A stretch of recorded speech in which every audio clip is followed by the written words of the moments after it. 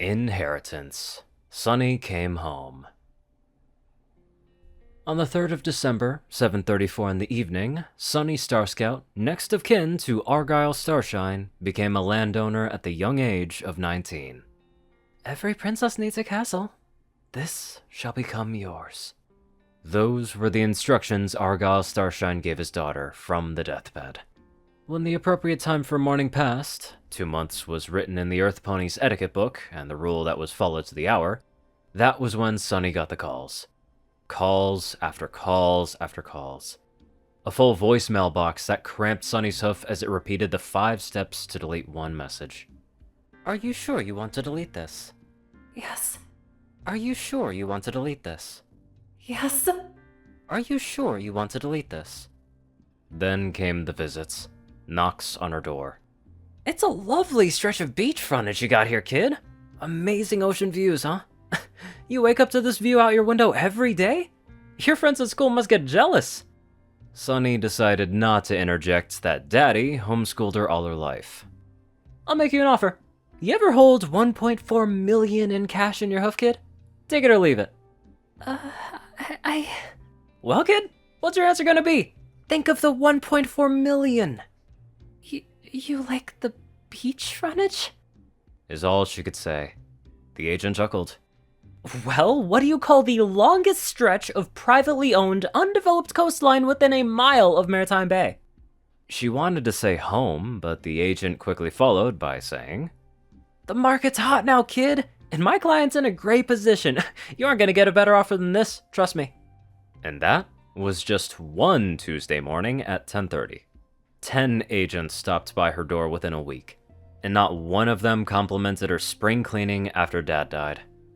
Who could she call? Who did she even know to call? A lawyer, perhaps? There was that lawyer from long ago who represented Dad after he and Sunny trespassed on the Canterlogic factory to protest the repossession of former Unicorn lands to build a new distribution warehouse. Every princess needs a castle. This shall become yours. He was lying on his deathbed, half-conscious and on painkillers when he said that. Sunny forgot to ask. Dad, is it okay if I sell the house after you die? 12 words. 4 seconds to say it. Was it that hard for her to spare 4 seconds of sorrow? Just to ask her father such an important question? She was selfish. I love you, Dad. She selfishly whispered to herself, 2 months too late. I just hate you, Dad.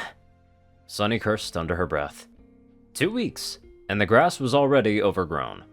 Sunny awkwardly pushed the tractor mower along the lawn that seemed to stretch for miles and miles, though in reality just an acre and a half. The pedal kept sticking, and she was 70% sure that she put the wrong octane fuel in the tank. It would stay put for a second, then charge at full speed for another second. It created uneven little strips of grass across the whole lawn. If she squinted really hard, she could imagine she was mowing it in the shape of a face, or perhaps a bunny. A very wriggly, disfigured bunny. It was art. Avant-garde art. Art on her own private property. Why, she was practically a seasoned, wealthy landowner now. Drawing little eccentric follies in her private garden whenever she pleases. This was the life. A puff of gasoline smoke blew into her face as she turned the mower against the coastal wind. Was lawn mowing just an Earth Pony thing? Questions to ask Unicorn. Number 64. Do you have lawns? Number 65. If so, how do you keep them cut? Number 66. Does magic help keep the grass a certain fixed length so you don't have to... A stick got trapped in the blade and the mower died. Fuck! She yelled so loud it echoed across the entire property, and possibly reaching her father up above. They want it so badly, they can just bulldoze it for all I care. She muttered again. Dad had thrown away the manual. She found a close match online, but apparently the anti-jamming system, blade cleaning tool, among other features, were not included in the older C2000 model. She squinted her eyes in the blinding sun and gave the mower one more pass across the lawn, cutting all the grass short and destroying the art, except it was no art to begin with. Maybe the town's ponies were right. She and Dad were just two fools. Even working full-time at the age of 19, Sunny's smoothie sales were going all towards paying her property taxes, food, and utilities. Plus endless papers that poured into her mailbox with amounts of money written on them, which were bills? In which were promotions, and which were scams. The slips of paper that looked like bills she paid. She needed a way to get additional income. Maybe she could rent out the place. She put up posters all over Maritime Bay. Rooms for rent in prime coastal location with beach frontage. For inquiries, call Sunny Star Scout at 788-449-X. Beach frontage. That's what the real estate agent called it, right? That must be what other ponies like.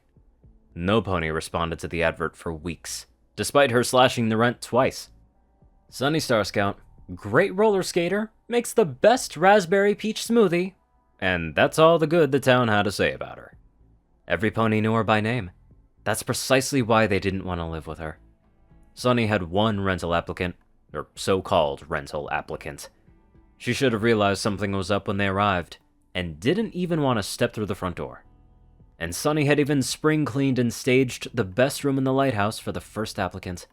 Honey Moonlight, Sugar Moonlight's mother, the most bitter mare in town, probably sent on the town's behalf for that precise reason.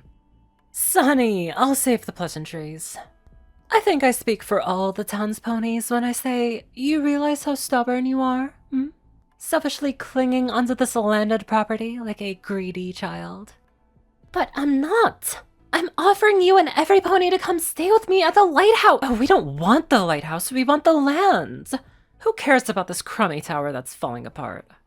Sunny held back tears. She thought she did a pretty good damn job with cutting the lawn yesterday. You can't tear it down. It's a historic center of ancient Equestria.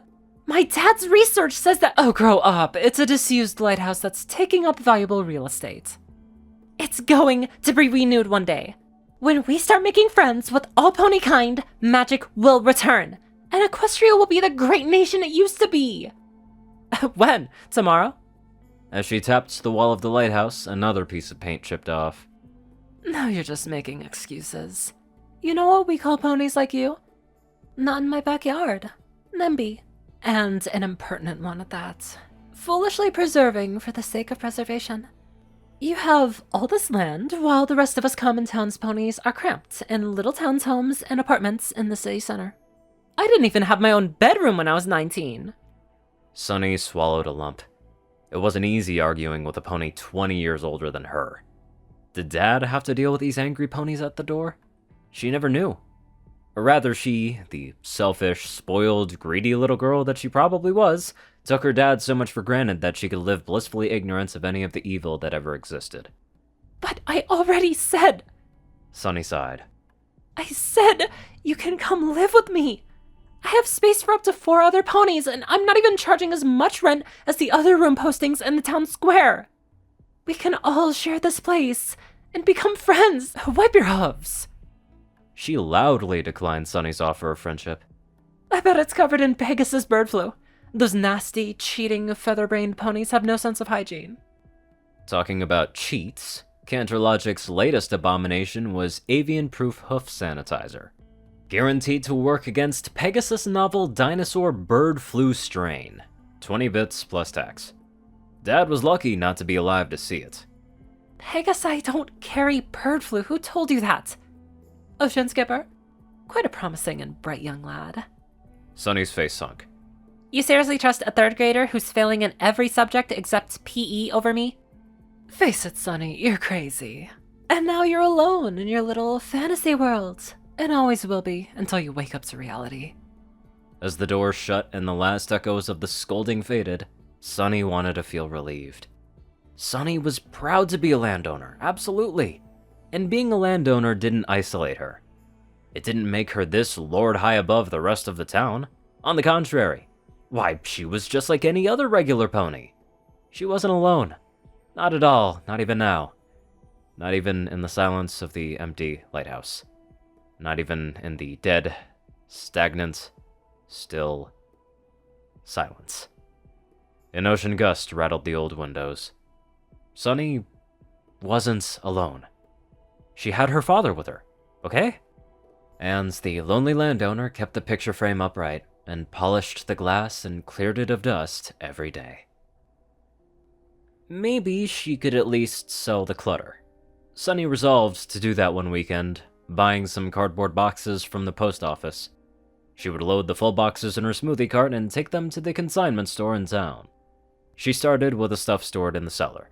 First was her old roller skates, the ones that didn't fit her anymore. Dad taught her how to roller skate in them. She was just 6 years old, or maybe 6.5. It was a warm summer's day in the mid-morning, just before the afternoon fogs rolled in. And then that reminiscing took so long that it was already time for lunch. And so the packing only resumed after lunch and her afternoon nap on the couch. At the end of 2 weeks, she could not fill up all the boxes with stuff she was willing to give away. Must have been more stuff than she had anticipated. And if she didn't fill up enough boxes, it wouldn't be worth it to make the trip all the way to the consignment store. And so it wasn't worth it to give anything away. So she just took everything out of the half-full boxes and put them back in their little nooks, where it was just before Dad died. So that if maybe one day his spirit were to return, he would maybe be able to recognize home just the way he left it. Maybe. And so she ended up with more clutter, with folded up cardboard boxes piling up unused in the corner. Maybe. Say that it's too late to think about real life and just read a book about an Equestria from millennia ago that probably never actually existed. And the next morning it would still be maybe. One night she drank too much coffee and binged the entire 2 volumes of Princess Twilight's Adventures before passing out and waking up at noon. And the grass seemed to grow another inch overnight. She missed the time when Dad would read it to her during bedtime, and he would decide where to stop and shut the book for her.